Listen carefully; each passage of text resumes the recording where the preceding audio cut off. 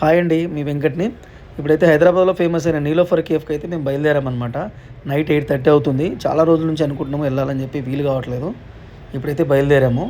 8:30 టైంలో చూడండి, ఆ చుట్టుపక్కల ఐటీ కంపెనీస్ అన్నీ కూడా లైటింగ్ తోటి ఎంత బాగున్నాయో. ఫైనల్గా నీలోఫర్ కేఫ్కి దగ్గరికి అయితే వచ్చేసామన్నమాట. చూడండి, నీలోఫర్ కేఫ్ అయితే వచ్చింది మనకి. ఇది వచ్చేసి 1978లో స్టార్ట్ అయిందంట. చాలా చిన్నగా స్టార్ట్ అయింది. ఇప్పుడు ఇది హైదరాబాద్లో చాలా ఫేమస్ అయిపోయింది.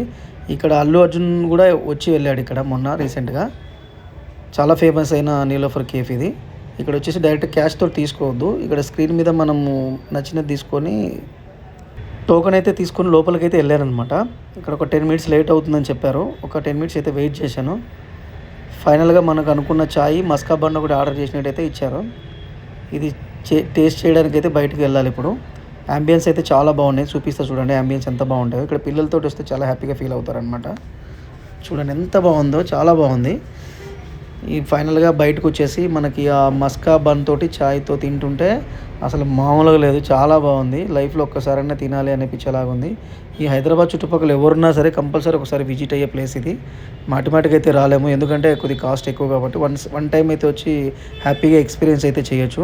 పైన కూడా ఇంకో ప్లేస్ విజిట్ ప్లేస్ ఉంది, విఐపీస్ వచ్చే ప్లేస్ అని చెప్తే ఒకసారి విజిట్ అయ్యామన్నమాట. అక్కడ వచ్చేసి సెలబ్రిటీస్ వస్తుంటారంట, కొద్ది కాస్ట్ ఎక్కువ. జస్ట్ చూసి విజిట్ అయ్యి వచ్చేసాను నేను. ఇక్కడ చాయ్తో పాటు బన్తో పాటు ఇక్కడ కొన్ని ఐటమ్స్ అయితే అమ్ముతున్నారు. అవేంటంటే నీలోఫర్ సంబంధించిన కేక్స్, బండ్లు, బిస్కెట్స్ ఇవన్నీ కూడా అలా ప్యాకింగ్తో చేస్తున్నాం. చాలా బాగున్నాయి. ప్రైస్ కూడా రీజనబుల్ అనిపిస్తుంది. ఇక్కడ కేక్స్ అవన్నీ కూడా ఉన్నాయన్నమాట. ఈ వీడియో మీకు నచ్చినట్టయితే లైక్ చేయండి, షేర్ చేయండి, సబ్స్క్రైబ్ చేయండి. నెక్స్ట్ వీడియో కూడా ఇలాంటి బ్లాగ్స్ చేయాలని అనుకుంటున్నాను. సపోర్ట్ చేయండి. Thank you.